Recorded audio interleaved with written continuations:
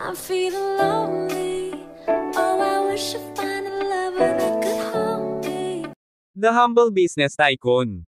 Sa 26. Hindi natapos ang party hanggang sa huli, at ang lahat ng mga estudyante ay nagsaya, at lahat sila ay nagpasalamat kay Kenneth Wu nang sila ay umalis. Nang makitang tuwang-tuwa ang mga estudyante, nakaramdam din ng saya si Kenneth, at sumakay ng taxi pabalik sa tirahan pagkatapos mag-check out. Maaga pa, kinuha ni Kenneth ang kanyang mobile phone para i-on ang Seafood TV, at dumiretso sa live broadcast room ng nakamaskara na babaeng anchor. Ang paunang pamumuhunan sa Seafood TV ay higit sa lahat dahil sa nakakapreskong interface ng platform, ang mahusay na karanasan ng user, at ang malaking potensyal para sa pag-unlad. Bilang isang madla, maaari siyang maakit ng karanasan ng gumagamit ng platform, at naniniwala ako na ang ibang mga madla ay pareho din. Pagpasok niya sa live broadcast room ng babaeng nakamaskara, nalaman niyang tumaas ng husto ang kasikatan dito. Ang bilang ng mga turista ay triple kumpara sa dati, at maraming mga manunood ang naging tagapag-alaga ng mga batang babae. Mukhang ang huling pagkakataon na tinulungan ko ang babaeng ito na magsipilyo ng mga regalo ay may malaking papel at nakaakit ng maraming tao. Pagkapasok niya sa live broadcast room, sinalubong siya ng nakamaskara na batang babae at kumanta ng isang kanta na partikular para kay Kenneth Wu.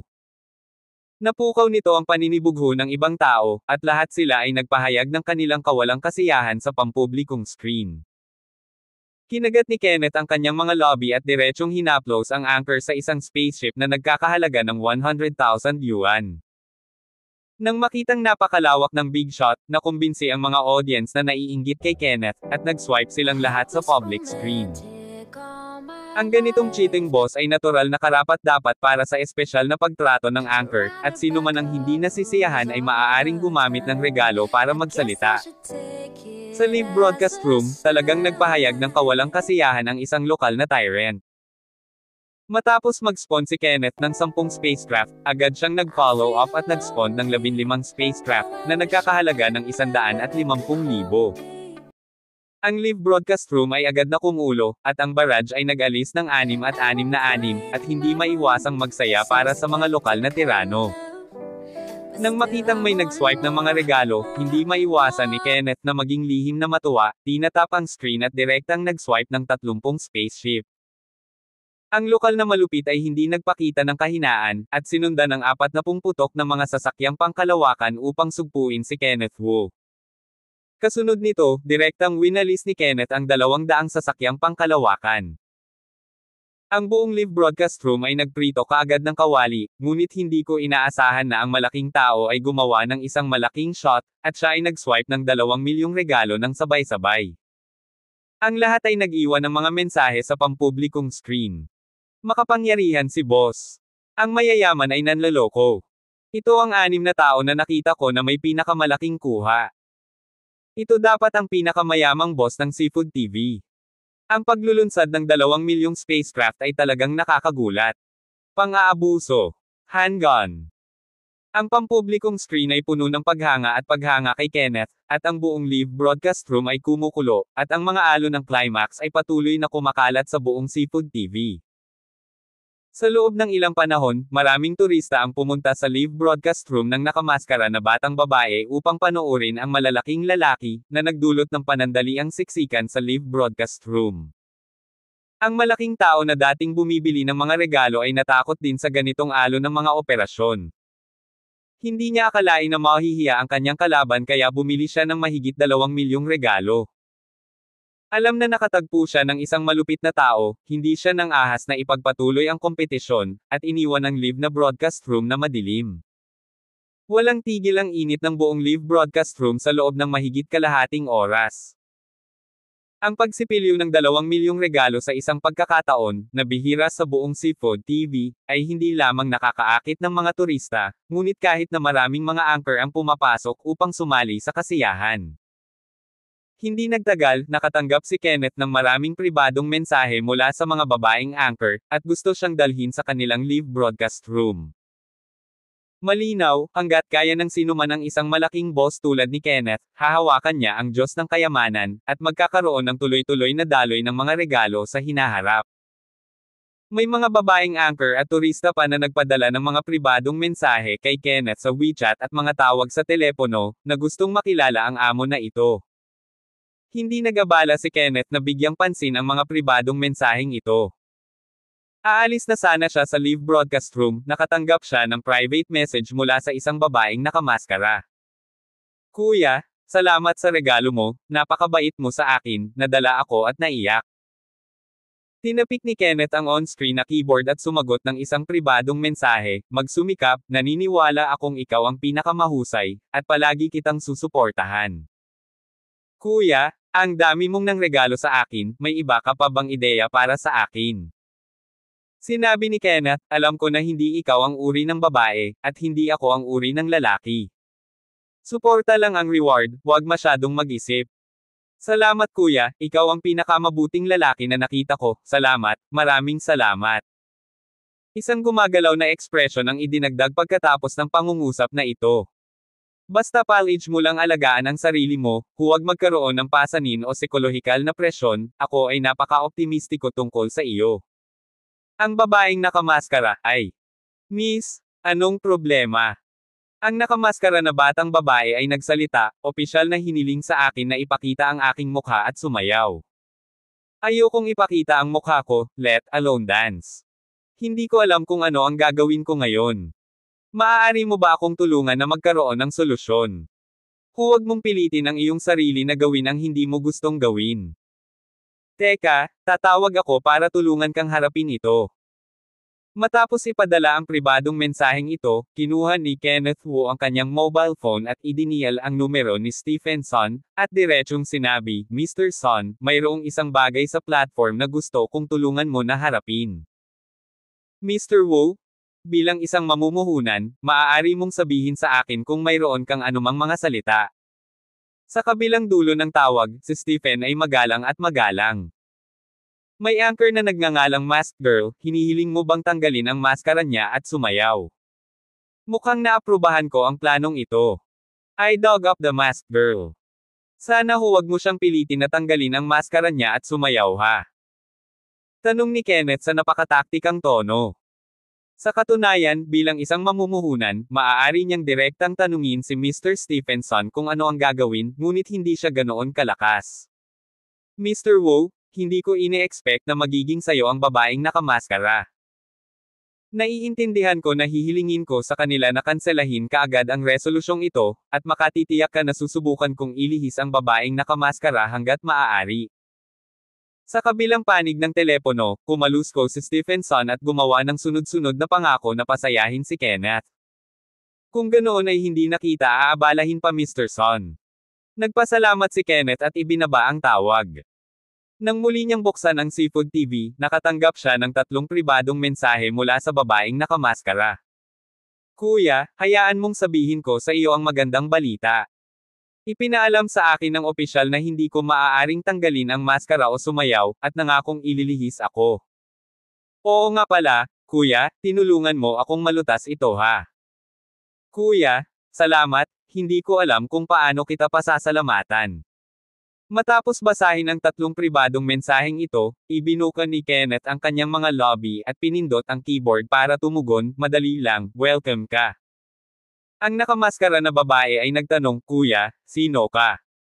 Paano magkakaroon ng napakaraming lakas upang hayaan ang namamahala na baguhin ang desisyon nito ng napakabilis?" "Malalaman mo mamaya yan ang tugon ni Kenneth. Kuya, to be honest, mas curious ako sa'yo ngayon. Gusto kitang makita kahit konti. Maaaring may pagkakataon na magkita tayo sa hinaharap." Matapos ipadala ang pribadong mensaheng ito, umalis si Kenneth sa live broadcast room, iniligpit ang kanyang mobile phone at pumasok sa pag-aaral upang mag-aral ng seryoso. Nang seryosong binubuksan niya ang libro, tumunog ang telepono, tawag iyon mula sa kakaibang numero.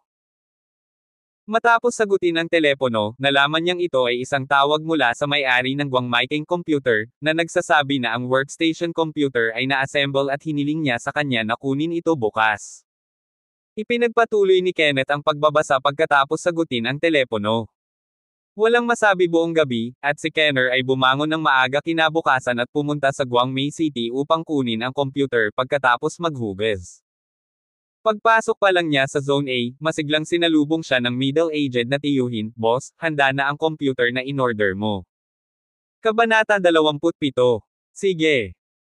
Tumango si Kenneth bilang kasiyahan, hindi naiwasang sumulyap sa katapat na counter, at nalaman na wala doon ang mag-asawang sina Patrick at Chelsea, at hindi naiwasang magtanong sa amo, "Tito, bakit hindi pumasok ang dalawa para magnegosyo?" Nag-away ang mag-asawa, 2 araw na ang nakakalipas simula nang dumating sila. Inilabas ng medyo may edad na tiyuhin ang computer nang sumagot ito. Bakit nag-aaway? Parang bang ito ay dahil sa isang ex-boyfriend?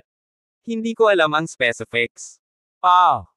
Maingat na tumango si Kenneth, para lamang bumalik sa kanyang katinoan nang ilipat ng tiyuhin ang naka-assemble na bagong computer. Ilang saglit na nakatitig sa bagong computer, tinanong niya ang tiyuhin, "Kumusta ang computer? Tinulungan mo ba akong subukan ang makina?" "Nasubukan ko na. Don't worry. You can guarantee na walang problema. Mabuti yan."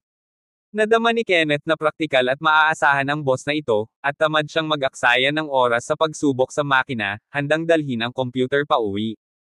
Dumating ako.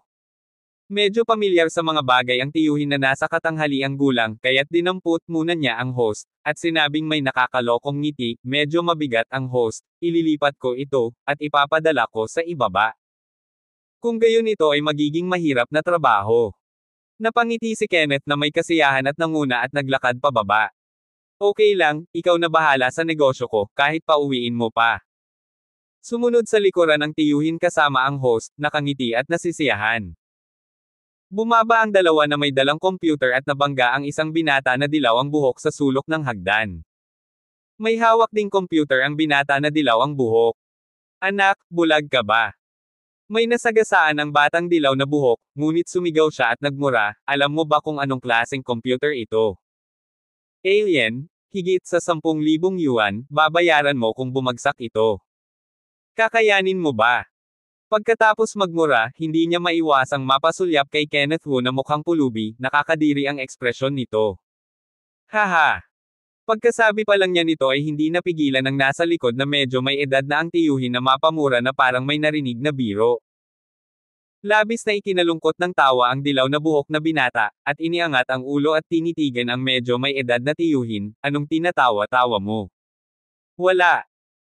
Ang nasa katanghaliang gulang na tiyuhin ay tumingin sa isang alien computer sa mga bisig ni Lucas Huang at sinabi, "Ang iyong computer ay talagang mahusay, ngunit kung ikukumpara sa computer na nasa kamay ng maliit na kapatid, ito ay hindi nagkakahalaga ng pagbanggit."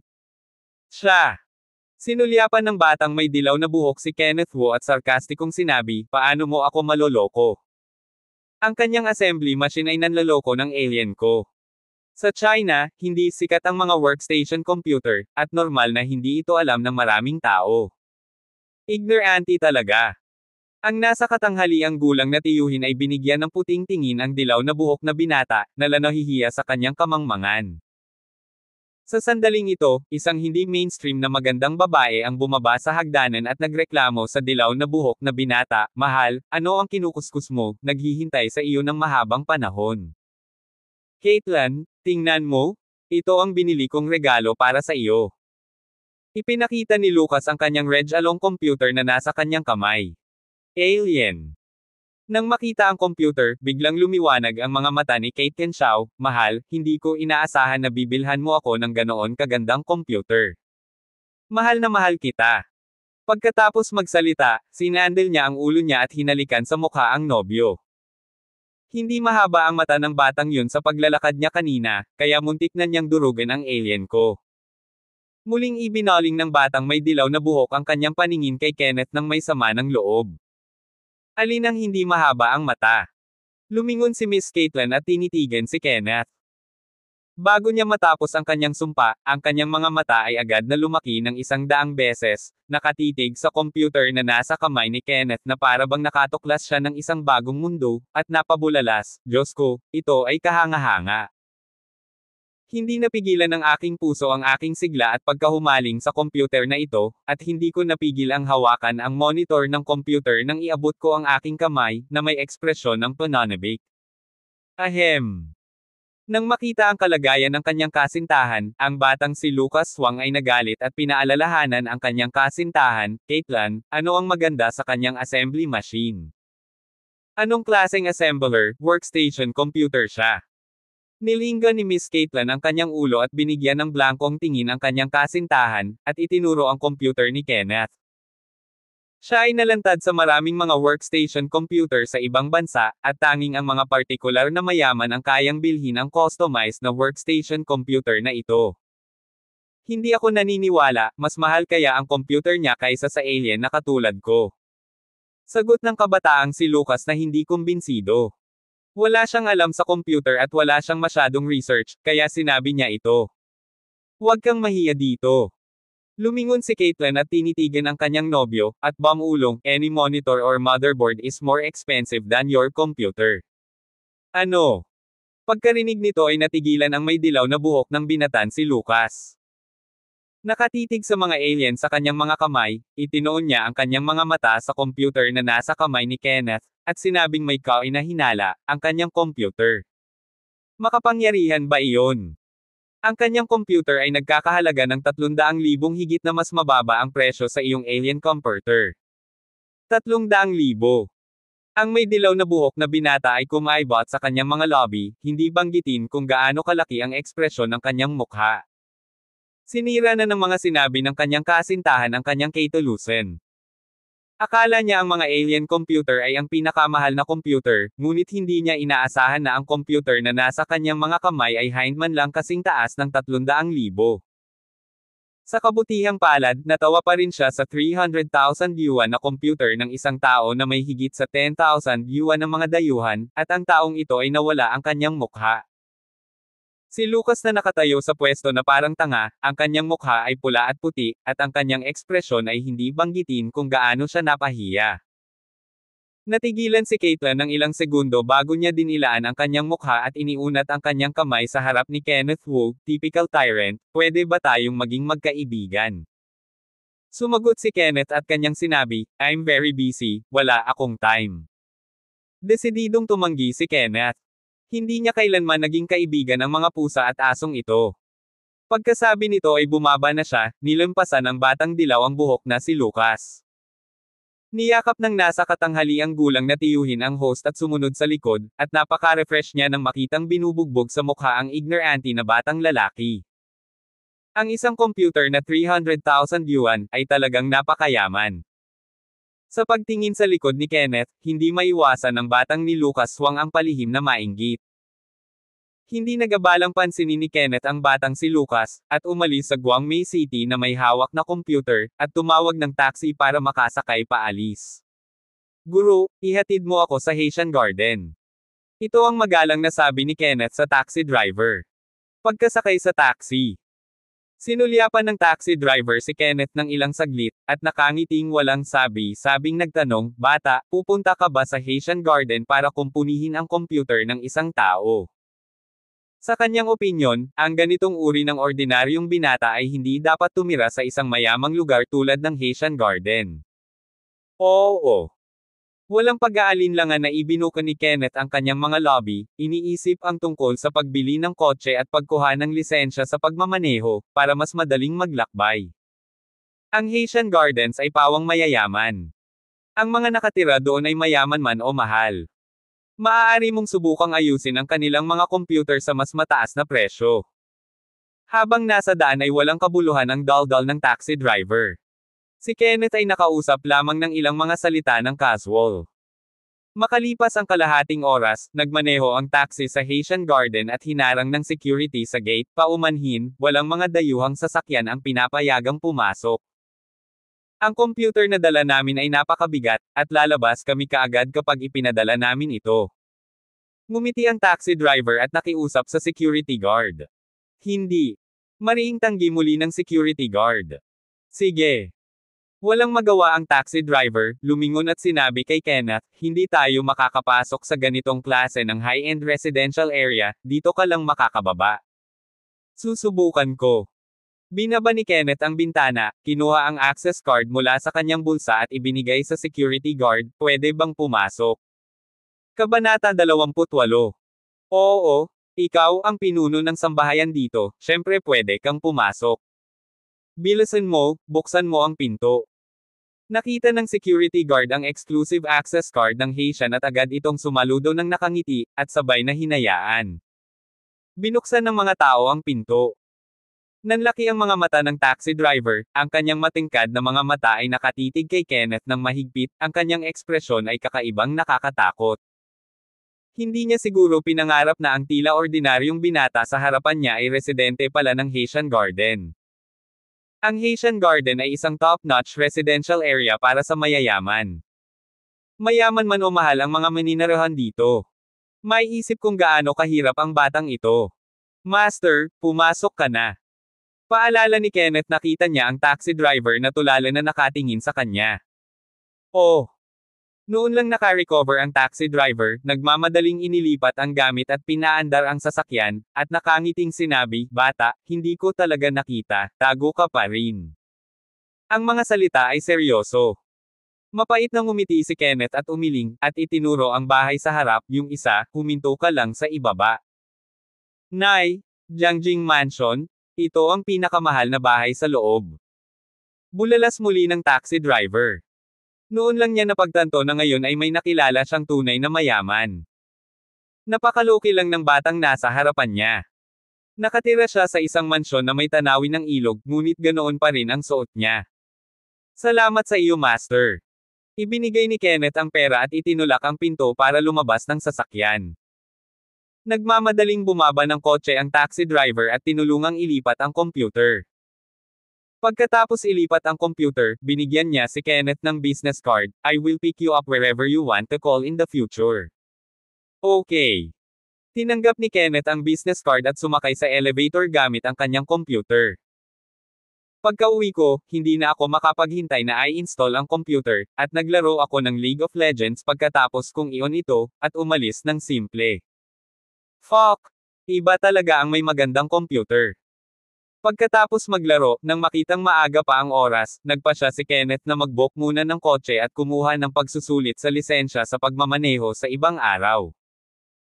Sumakay ako ng taxi papuntang Ruitong Plaza at diretsyong naglakad papunta sa isa sa mga tindahan ng mga Mercedes-Benz, ito ay ang 4S Shop.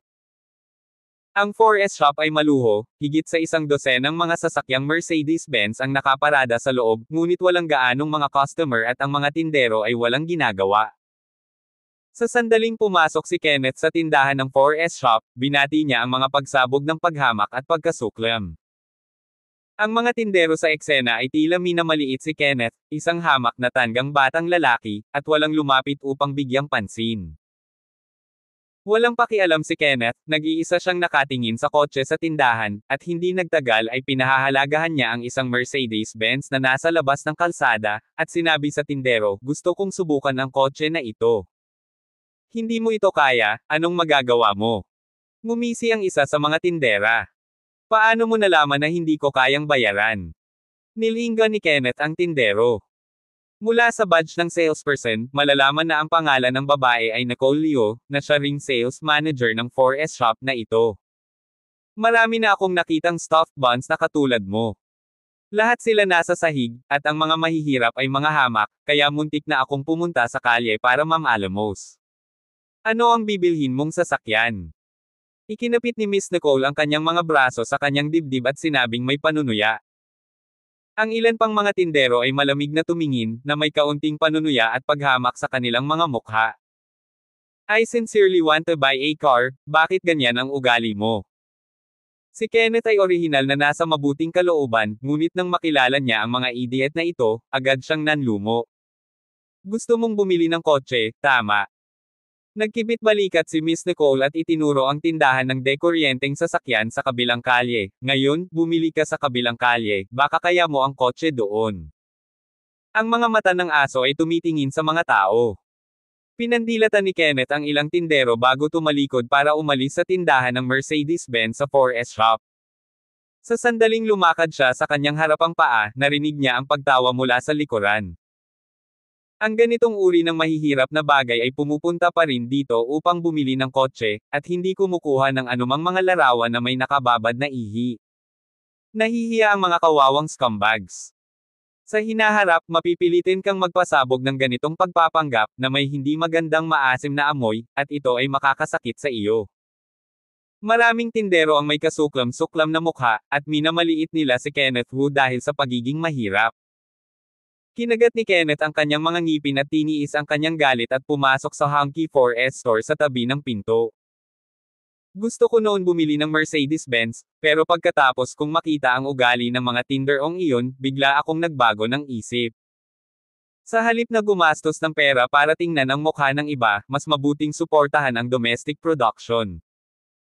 Ang tindahan ng Hunky 4S ay hindi kasing laki ng Mercedes-Benz, walang masyadong sasakyan sa loob, at 3 lang ang tindero. Pagpasok sa tindahan, isang magandang tindera ang sumalubong sa kanya na may propesyonal na ngiti. "Hello sir, ako po si Miss Hailey ang tindero, paano kita matutulungan? Gusto kong bumili ng kotse." Si Kenneth ay lubos na nasisiyahan sa tindera dito, hindi tulad ng aso sa tabi. "4 ang sasakyan natin dito, ang kalalabas lang ay maghintay." Nang hindi na hinintay na matapos magsalita ang tindera, tinitigil ni Kenneth ang kotse sa harap ng kotse. "Maganda ang kotse na iyon, gusto ko ito." Pagkatapos nito, naglakad siya patungo sa pulang bandila L5. Ang hugis at pagganap ng kotse na ito ay natatangi. Ito ay isang Rolls-Royce sa domestic na industriya. Ito ay minamahal ng maraming tao, ngunit ang presyo ay hindi malapit sa mga tao.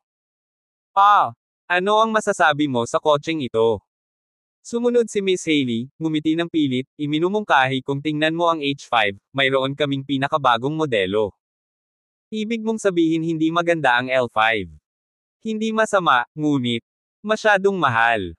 Bakit, sa tingin mo ba hindi ko kakayanin? Hindi naman sinasadya, I just. Natahimik si Miss Hailey nang tanungin, hindi niya alam kung paano ito ipapaliwanag.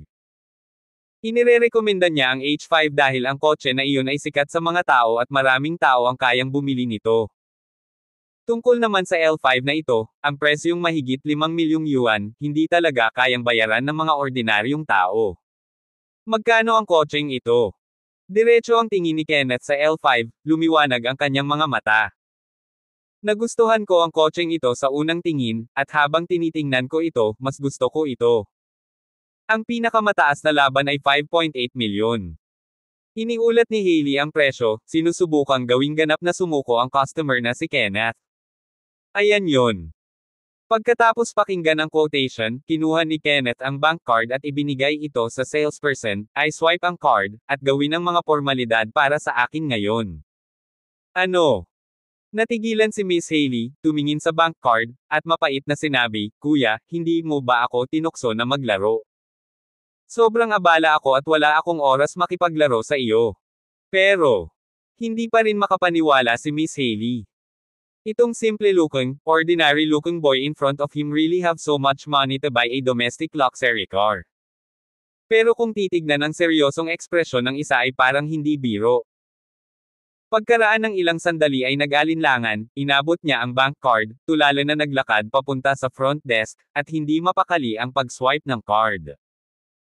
Nang makita ang tagumpay ng pag-swipe ng card, ang kanyang mga mata ay nagulat, at ang kanyang puso ay tumalon na parang tambol. "Hinawakan ni Hailey ang aking card gamit ang 2 kamay at napabulala sa pananabik, "Kuya, matagumpay ang card, mayaman ka pala talaga at may pera sa card." "Syempre may pera ako. Wala akong pambili ng sasakyan." Malumanay na sabi ni Kenneth nang makita ang tanggang mukha ng tindera. Matagumpay na naswipe ng babaeng ito ang kanyang card, na para bang mas excited siya kaysa manalo ng 5 milyon. "It's great. Matagumpay na naswipe ang credit card. Nakapagbenta ako ng luxury car na nagkakahalaga ng 5.8 milyon yuan." Namula si Miss Hailey sa tuwa. Kabanata 29. Ahem. Si Kenneth Wu ay umubo ng 2 beses at nagpaalala, "Ate, maaari mo bang ipasa muna ang mga pamamaraan ng paglipat nito para sa akin?" Napagtanto ni Miss Hailey na siya ay labis na nasasabik, siya ay huminahon, at muling tumingin kay Kenneth na may masusing tingin. "Sa totoo lang, hindi pa ako nakakita ng ganito kababa at ka-low profile." Siya ay hindi nakikitang mayaman, nakasuot ng ordinaryong damit at mukhang ordinaryo, ngunit si Carrie ay may kahangahangang ipon. Ang pagbili ng kotse ay kapareho ng pagbili ng pagkain, nang walang bargain o mapilit, malaya at madali mong mailalabas ang iyong bank card. Ang pagkakaroon ng nagbebenta ng kotse sa loob ng 2 taon, ito ang unang pagkakataon na nakilala ko ang gayong customer, hindi nakakagulat na hindi siya masyadong nasasabik. Teka, dadaan ko agad ang formalities para sayo. Nabawi ni Miss Hailey ang kanyang katinoan, at nagmamadaling dumaan sa mga formalidad. Natuwa ang dalawa pang tindero nang malaman nila na nagbenta si Hailey ng isang nangungunang luxury car, at nagmamadaling tumulong sa mga formalidad. Sa pagtutulungan ng tatlo, mabilis na natapos ang unang procedure. Kuya, congratulations sa pagiging L5 Supreme Car Owner. Matapos tapusin ang mga formalidad, iniabot ni ang bank card kay Kenneth gamit ang 2 kamay, sasamahan kita para subukan ang sasakyan ngayon. Okay. Tumango si Kenneth, sumakay sa red flag L5 cab para paandarin ang sasakyan. Ang dagindong ng makina ay nagpasigla sa kanya, at ito ang kauna-unahang sasakyan sa kanyang buhay, na hindi maiiwasang nagpasigla sa kanya. Naglagay ng gear, tinapakan ng accelerator at pinaandar ang kotse palabas ng 4S shop. Nang dumaan sa labas ng tindahan ng Mercedes-Benz 4S, lumabas si Miss Nicole Leo at ang mga tindero mula sa 4S store at tumayo sa harap ng red flag na kotse. Oh, hindi ba ito ang soil ban ngayon lang? Sumulyap si sa driver's seat, at sinabing may matalim na panunuya.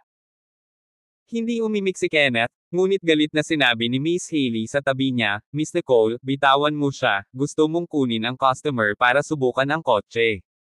Magkakilala sila noon pa. Sa katunayan, dati ng mga kasamahan ni Hailey si Nicole Leo at iba pa, at parehong nagtrabaho bilang mga tindero sa mga tindahan ng Mercedes-Benz 4S. Nang maglaon, si Nicole at ang iba pa ay pinisil at kinutya. Umalis si Hailey sa tindahan ng Mercedes-Benz 4S at pumasok sa katabing tindahan ng Honky 4S para magbenta. Hailey, napakatanga mo. Nagdala ka ng dumpling para subukan ang sasakyan ninyo. Hindi kaya ng ganitong klaseng dukha, at sayang lang ang pagsubok. Hindi mapigilan ni Miss Nicole na mapamura. Oh yes. The salesperson behind her echoed, ang ganitong uri ng kawawang dumplings ay itinaboy namin ngayon. To tell you the truth, nabili na ni Mr. Wu itong sasakyan. Bulalas ni Miss Hailey. Puff! Nang lumabas ang mga salitang ito, naaliw si Miss Nicole at ang mga tindero sa likod niya. Tumawa ang ilan. Humalukip-kip si Miss Nicole at sinabing, kung may pera siya para bilhin itong L5, ay kakainin ko ang mga gulong ng sasakyan. Sumunod ang ilang tindero, at walang naniniwala na makakabili si Kenneth ng branyong L5. Kung tutuusin, halos 6 na milyon ang sasakyan na ito, kahit ang mayayaman ay hindi kayang bilhin, lalo pa ang mga bonds na nasa harapan nila. Tingnan mo, ang buong halaga na 5.8 milyong yuan. Si Miss Hailey ay masyadong tamad na magsalita ng walang kaparerekon, at direktang inilatag ang invoice. Ano? Nang makita ang halaga sa invoice, si Miss Nicole at ang mga tindero ay nanginginig ng matindi na tila sila ay tinamaan ng kidlat. Ang anumang bagay ay maaaring pekeng, ngunit ang invoice ay hindi dapat gawin sa isang presyo, dahil ang bagay na ito ay ginagamit ng 4S shop para sa pagbabayad ng buwis. Malinaw na nakasaad sa invoice na gumasto si Kenneth Wu ng 5.8 milyong yuan para bilhin itong Honky L5. OMG! Matapos titigan ang invoice ng ilang segundo, hindi napigil ang mapabulalas ni Miss Nicole, itong soil bond talaga. Huwag kayong ganyan. Ito ay hindi isang soil bond sa lahat. Maaaring gumastos ng halos 6 na milyon upang makabili ng L5, ito ay tiyak na isang lokal na malupit. Sa oras na ito, ang kanyang puso ay halo-halong, at ito ay mas hindi komportable kaysa sa pagkain ng tae. Ang lalaking pinahiya nila at pinalayas nila noon sa tindahan ay talagang isang tunay na malupit. Si Nicole at ang mga tindero sa likod niya ay nagsisi sa kanilang pagkamatay. Ang mayaman at malupit na nagbigay sa kanila sa pinto ay tinalikuran nila, at binili nila ang tindahan ng Honky 4S nang walang bayad. Hindi nila napigil ang umusok ng ilang malalaking bibig sa kanilang mga puso. Tumabi ka! Binigyan ni Kenneth Wu ng malamig na tingin ang mga tindero na iyon, at naiinip na sumigaw. Noon lang nagising si Miss Nicole at ang mga tindero. Matapos baguhin ang dating ugali, inilabas niya ang kanyang business card at dinilaan ang kanyang mukha at tapat na sinabi, "Kuya, ito ang aking business card. Kung gusto mong bumili ng kotse, mahahanap mo ako." Kung kaya nilang umakyat sa sobrang yaman at makabenta ng sasakyan, makakakain sila ng matagal. Nakuha. Kinuha ni Kenneth ang business card at walang awang inihagis sa lupa, "Ayokong ibenta mo sa akin ang mga sasakyan mo." Pagkasabi nito, nagmaneho siya palayo sa lugar, naiwan si Miss Nicole at ang mga tindero na may panghihinayang sa mga mata. Nakuha. Nang makita ang napakalaking kayamanan na lumalayo, itinaas ni Nicole ang kanyang kamay at sinampal ang tindero sa kanyang likuran ng isang matinding sampal, na nagmumura, "Basura, napakayamang amo, paano ka mangungutya, gaano mo kayo ang pera?" Napayuko ang mga tindero at hindi nagsalita. "Kayong mga tanga, idilat ang inyong mga mata sa hinaharap, huwag husgahan ang mga tao sa kanilang hitsura." Tumakbo si Miss Nicole at bumalik sa 4S shop matapos sumigaw. Ang mga tindero na iyon ay nagngangalit ang kanilang mga ngipin sa ayaw, na para silang natalo sa labanan, bumalik sa 4S shop na nakayuko. Sa loob ng kotse. Tawag. Itinaas ni Hailey ang kanyang ulo at huminga ng mahabang hininga. Pagkatapos ng mahabang pagpipigil, sa wakas ay nakahinga na siya ngayon. Lalo na nang makita ang panghihinayang at inis sa mga mata ni Miss Nicole, gumaan ang pakiramdam niya. "Kuya, salamat." Lumingon si Hailey kay Kenneth, isang matamis na ngiti sa kanyang mga labi. "Ikaw ay isang magandang babae, at hahanapin kita kapag bumili ako ng kotse." Talaga. Natuwa si Hailey, iniunat ang kanyang kamay at niyakap ng mahigpit ang braso ni Kenneth. Hindi nagtagal ay binawi niya muli ang kanyang mga kamay, napakagatlabi sa kahihiyan, "Iyon. Sorry, masyado lang akong masaya. Ayos lang, wala akong pakialam." Hindi mapigilan ni Kenneth na sumulyap kay Miss Hailey, at nalaman niyang namula ang babaeng ito. Huminto siya sa pagbibiro, tumakbo sa kalsada, pakiramdam na ang kotse ay perpekto sa bawat aspeto, pinauwi si Hailey, at umalis. Ngayong nabili na ang sasakyan, ang pinakakagyat na bagay ay ang pagkuha ng lisensya sa pagmamaneho. Pagka-uwi ko, nag-sign up muna ako online. Pagkatapos ng 3 araw, pumunta sa driving school para matutunan ang sasakyan ayon sa napagkasunduang oras. Pagdating ko sa driving school, may nakita akong kakilala. Si Miss Hannah Shen iyon, ang chef ng Fuyuan Restaurant. "Miss Hannah, bakit ka nandito?" Nagkusa si Kenneth para batiin si Miss Shen. Ang babaeng ito ay talagang isang magandang tanawin sa driving school, na nakakaakit ng atensyon ng mga lalaki paminsan-minsan. "Nag-aaral akong mag-drive dito." Ikinawit ni Hannah ang kanyang mga tainga at buhok, ang kanyang boses ay matamis at malambot. Sa harap lang ni Kenneth siya makakapagpakita ng ganoon kalambat na bahagi. "It's such a coincidence, dito na rin ako nag-aaral mag-drive, and we will be classmates in the future." Ngumiti si Kenneth. Pagkatapos magkasundo sa huling pagkakataon, mayroon siyang magandang impresyon kay Miss Hannah. Ang babaeng ito ay hindi lamang maganda, ngunit mabait din at may napakagandang personalidad. Habang nagkukwentuhan ang dalawa, lumapit ang isang lalaking nakasuot at leather shoes na may dalang malaking bouquet ng rosa sa kamay. Kabanata 30. "Miss Shen? Para sa'yo ito." Napangiti ang Ginoo nang ihatid ng lalaking nakasuot ang rosas kay Hannah. "Mr. Liang." Naging matigas ang kutis ni Miss Hannah Shen, at napangiwi siya bilang pagtutol. Ang lalaking nasa harap niya ay si Mr. Daniel Liang, ang may-ari ng Huajun Trading Company, at nakilala niya noon sa piging ng kasal ng isang kaibigan. Mula nang magkita sila, hinahabol na siya ni Mr. Liang, na parang isang plaster ng balat ng aso. "Matagal ko nang gustong tanggalin ang pagkakabuhol ni Daniel, ngunit ang lalaking ito ay masyadong makapal ang balat, at ito ay lubhang nakakainis." Nang makita niya si Daniel Liang sa pagkakataong ito, nagkaroon siya ng ideya, ngumiti at tumanggi, paumanhin, "Ginoong Liang, hindi ko matatanggap ang iyong mga rosas." "Bakit?" May ngiti pa rin sa mukha si Mr. Liang.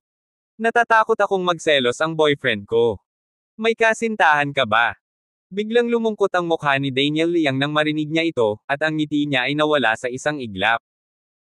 Bahagyang ngumiti si Hannah, iniunat ang kanyang kamay upang kunin ang braso ni Kenneth Wu, at ipinakilala, "Ito ang aking kasintahan, si Mr. Wu." Alam ni Kenneth na ginagamit siya ni Hana bilang isang kalasag, kaya nakipagtulungan siya sa pagkilos ng palihim. Napansin na lang ni Daniel Liang na may isang pay-asong bata na nakatayo sa tabi niya, mas naging malungkot ang ekspresyon nito. Ilang saglit na nakatitig kay Kenneth, isang nakakatuwang ngiti ang lumitaw sa gilid ng kanyang bibig. Miss Shen, bakit ka nakahanap ng ganoong tao para maging boyfriend mo? Mahal na mahal namin ng boyfriend ko ang isa't isa, at sana hindi guluhin ni Mr. Liang ang buhay namin sa hinaharap. Natapos itong sabihin ni Hana, hinawakan ang braso ni Kenneth at naghahanda ng umalis. At marami pang iba. Hindi nakipagkasundo si Mr. Daniel Liang at naglakad-lakad para harangin ang landas ng dalawa. Ang masusing tingin ay sumulyap kay Kenneth at hindi napigilan itong tuyain, anak, ano ang maibibigay mo kay Miss Shen? Kaya kung ibigay ang gusto niya. Bahagyang itinaas ni Kenneth ang kanyang ulo, at inilagay si Miss Hana Shen sa kanyang mga bisig ng napakadama na. Ang kanyang yakap ay nagpapula ng mukha ni Hana Shen, at ang kanyang puso ay tumibok na parang USA. Ikaw lamang. Napakunot ng noo si Mr. Daniel Liang, pagkatapos ay kinuha ang susi ng kotse mula sa kanyang bulsa at mapanuksong sinabi, ito, maibibigay mo ba sa kanya? Pagkasabi nito ay pinilit niyang pindutin ang remote key ng kanyang sasakyan. Sa parking lot sa tapat, isang asul na Mercedes-Benz na sports car ang pinaandar, at ang nakakasilaw na mga headlight ay nakakuha ng atensyon ng maraming tao. Ito ay ang Mercedes-Benz High Performance Coupe, top fitting to land na may presyong 1.2 milyon. Lumingon si Kenneth sa Mercedes-Benz, at kasunod nito ay mayabang na nagparinig si Daniel Liang kay Kenneth. Ikaw bata alam mo ang mga paninda. Matagumpay na itinaas ni Daniel ang kanyang ulo, tumingin kay Kenneth na nasa bulsa ang kanyang mga kamay, at binastos siya, mayroon akong Mercedes-Benz, ano ang mayroon ka? Meron ako nito. Kalmadong kinuha ni Kenneth ang susi ng kotse. Puff! Nang makita ang remote key ng kotse na kinuha ni Kenneth, diretsyong ngumiti si Mr. Liang. Matapos tumawa ng mahabang panahon, hindi niya napigilan ang pagtuya, hunky car, nakakahiya ka, may hawak kang domestic car para ikumpara sa Mercedes-Benz ko, naghahanap talaga ng pang-aabuso. Talaga. Kinagat ni Kenneth ang kanyang mga lobby at direktang pinindot ang remote key ng kotse. Sinindihan ang pulang bandila ng L5 sa tabi ng Mercedes-Benz. Sa sandaling naiilawan ng L5, bahagyang tumigas ang ngiti ni Daniel Liang hanggang sa tuluyan na itong nawala. Tinitigan niya ng malapitan ang pulang bandila L5, at hindi makapaniwalang sinabi, L5 is your car. Siyempre. Ngumiti si Kenneth at nagtanong habang hawak ang susi ng kotse, paano, hindi ba mas malala pa ito kaysa sa iyong Mercedes-Benz? Ikaw. Ibinuko ni Mr. Daniel ang kanyang bibig at hindi makapagsalita ng mahabang panahon, mas hindi komportable kaysa sa pagkain ng langaw. Akala ko ang batang ito ay nagmamaneho lamang ng pulang bandila ng daan-daang libo, ngunit sa hindi inaasahan, ang batang ito ay naging L5. Ano ang konsepto ng L5? Ito ay isang nangungunang luxury car na halos 6 na milyon, at maaari kang bumili ng hindi bababa sa 5 ng kanyang Mercedes-Benz. Ang mga makakabili ng Mercedes-Benz ay hindi naman mga mayayamang tao, ngunit ang mga makakabili ng hunky L5 ay tiyak na top rich. Tama si Mr. Liang, tandaan mo, nasa iyo ang mayroon ka, ngunit hindi mo maibibigay ang mayroon ako, kaya ipinapayo ko sa iyo na layuan mo si Miss Hana sa hinaharap. Iniwan ni Kenneth ang mga salitang ito at naglakad patungo sa red flag na kotse habang nakaakbay kay Miss Shen. Ikaw. Nagngangalit si Daniel Liang at hindi masabi ang gusto niyang sabihin. Nang makita si Kenneth, ang batang may hawak kay Hana, ay sumakay sa red flag na kotse, nakaramdam siya ng pagkadismaya na hindi pa niya naranasan noon. Hindi ko akalain na matatalo ako, at matatalo ako sa isang domestically made brat. Dahil sa ayaw niyang bumitiw, ibinagsak niya ang rosas sa kanyang kamay sa lupa at humakbang patungo sa Mercedes-Benz. Si Benz, na pinagmamalaki noon, ngayon ay nagpaparamdam sa kanya ng matinding kahihiyan. Sa red flag na kotse. Pinaandar ni Kenneth ang sasakyan at hinatid si Miss Hana mula rito. Nang makita ang payat na hitsura ni Daniel Liang, labis na ipinagmamalaki ni Miss Hana. Hindi nagtagal ay sumimangot muli siya at nagtaka, bakit natama ng iyong domestic red flag car ang Mercedes-Benz ni Mr. Liang? Si Hana ay walang alam tungkol sa mga kotse, kaya tinanong niya ang tanong na ito ng pagpapababa ng IQ. Dahil ito ay L5. Nagbigay ng ganoong sagot si Kenneth habang seryosong nagmamaneho. Anong L5? L5 ay L5. Magpanggap na muwang at multo. Inilibot ni Hana ang kanyang mga mata sa galit, at pagkatapos ay kinuha ang mobile phone na Baidu at tiningnan ang tinatawag na L5. Hindi ko alam kung hindi ko ito i-check, nagulat ako nang suriin ko ito. Sa hindi inaasahang pagkakataon, halos 6 na milyon ang red flag na kotse na kanyang sinasakyan, hindi katakatakang hindi makapagsalita si Mr. Daniel Liang. Sino ka? Bakit ka nagmamaneho ng ganyan kamahal na kotse? Kinusat ni Miss Hana Shen ang kanyang malalaking mata at tinitigan si Kenneth nang may pagtataka. Ang lalaking ito ay bumili noon ng Fuyuan Restaurant at ngayon ay nagmamaneho nitong marangyang kotse. Ang kanyang pagkakakilanlan ay hindi nangangahulugang simple. Sino ako? Tatakutin kita kapag sinabi ko. Sinadya ni Kenneth na magpanggap na tanga.